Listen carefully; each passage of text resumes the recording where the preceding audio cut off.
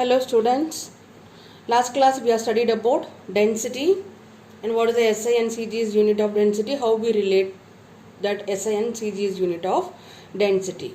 Okay, in this class we are going to see about determination of density of solid. Before that, I hope you all have your book now. Try to solve the objective question in the previous chapter matter. If you have any problem, give your comment, then we will discuss that question answer in the next video. Okay, now we are going to see about determination of density of solid. So according to the shape of the solid, there are two types. You know that. One is regular, another one is irregular. Okay. So now we are going to find out the density of a solid according to the shape is regular solid and irregular shape of the solid. First we go with regular. Okay.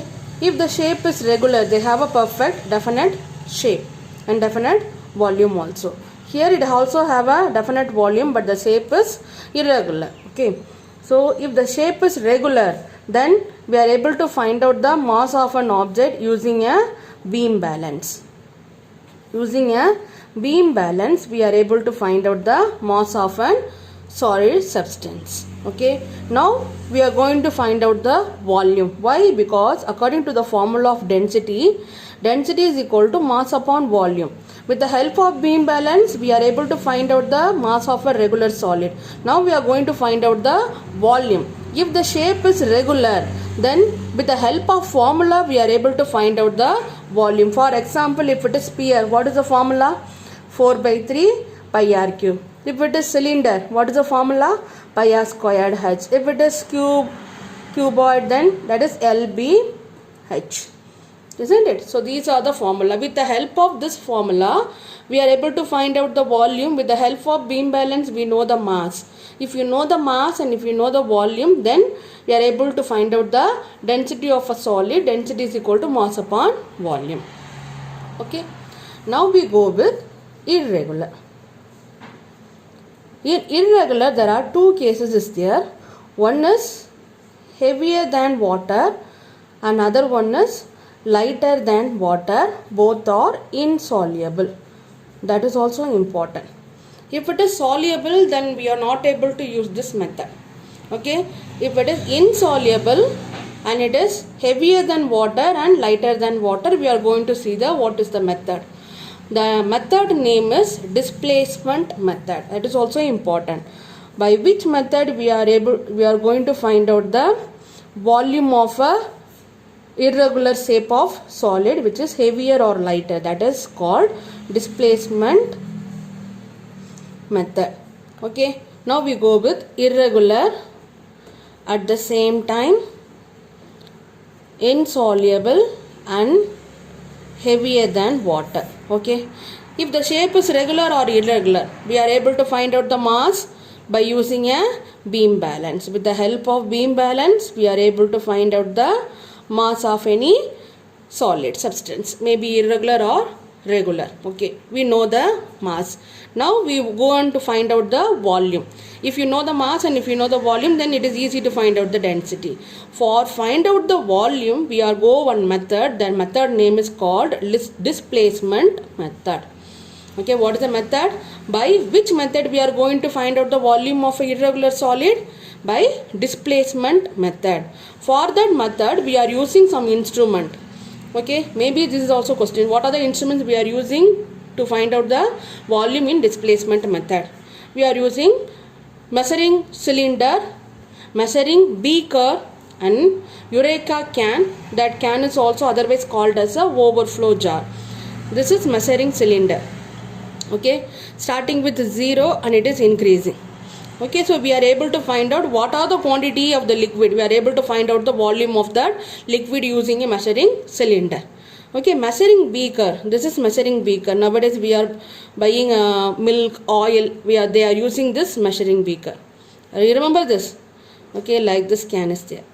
Okay, and Eureka can. This is the Eureka can. They have one spout, that is overflow. Otherwise it is called as a overflow jar. These are the three instruments we are using to find out the volume in displacement method. And what is the difference between these three are used to find out the volume of liquid, but these two are able to measure volume of any quantity of liquid, but this measuring beaker able to find out only the fixed quantity. If it is 100 ml, then we are able to find out only 100 ml using this measuring beaker. But here we are able to find out maybe a 50 ml or 100 ml, whatever the quantity, we are able to using a measuring cylinder, but measuring beaker able to find out the volume of only the fixed quantity. This is the difference between this measuring beaker and cylinder. Okay, and what is the difference between these two? These two are looking like the same. If the object is small, then we are able to use the measuring cylinder. If the object is little bit higher, little bit heavier or larger, then it is not able to move inside the measuring cylinder. Then we go for the next option is Eureka can. I hope you understand. If this imagine this is this stone, irregular shape. This is very small, so it is easily to move inside. If the stone is little bit bigger, then it is not possible to move inside the measuring cylinder. So we are go for the next option is Eureka can. Okay. Now we are going to find out the irregular solid which is heavier than water with the help of measuring cylinder. Okay, this is measuring cylinder starting with 0 like that. This is 50 ml and this is 100 ml. Okay, now fill the half of the measuring cylinder with water. So we are filled half of the measuring cylinder with water and noted the water level, that is V1. Now take the irregular solid, that is stone. With the help of beam balance, we are able to find out the mass of the stone. Now we want to find out the volume. Okay, so tie the stone with the fine thread and just gently immerse the stone inside the water.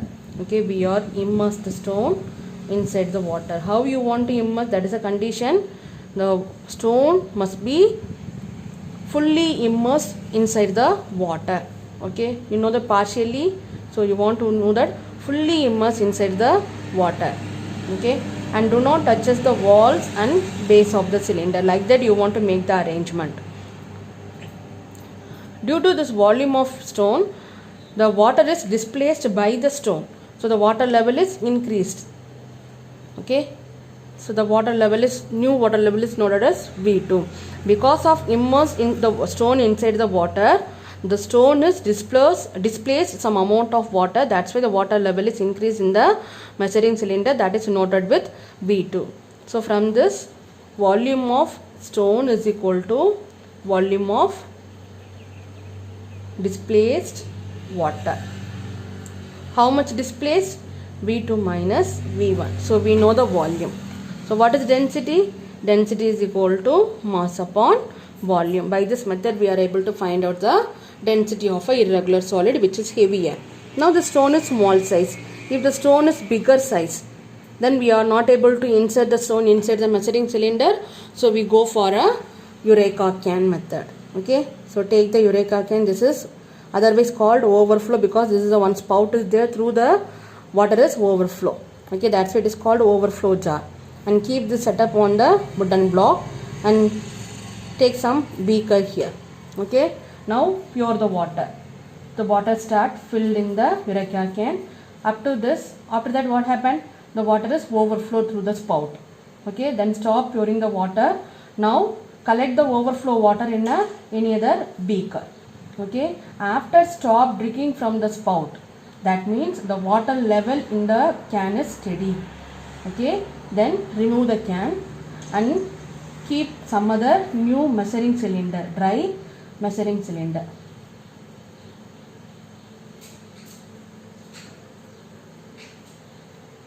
Now this is the water level. The water is steady in the Eureka can. Okay, now keep a new measuring cylinder, dry measuring cylinder. Okay, why we are keeping here? If you are inserting something, they are displacing some amount of water, the water is overflow through the spout, that water is collected in a measuring cylinder. Okay, now take a stone, tie the stone with the thread, the same method. Insert the stone inside the water. So the stone must be fully immersed inside the water and do not touch the wall and base of the Eureka can. Now you know that because of the volume of the stone, they are displacing some amount of water. That water is start overflowing through the spout. That water is collected in a measuring cylinder.